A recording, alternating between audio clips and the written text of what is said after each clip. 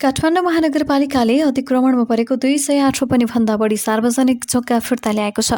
महानगरका mayor Balen शाहले हिजो सामाजिक सञ्जाल मार्फत अतिक्रमणमा परेका 23 अर्ब रुपियाँ बराबरको 200 रोपनी भन्दा धेरै सार्वजनिक जग्गा फिर्ता लिएको जानकारी दिएका छन्। आफू नेतृत्वमा आएसँगै महानगरले झण्डै 2 खर्ब मूल्य बराबरको 1859 रोपनी 14 आना अतिक्रमित जग्गा फिर्ता ल्याउने लक्ष्यका साथ काम गरिरहेको मेयरको भनाइ छ।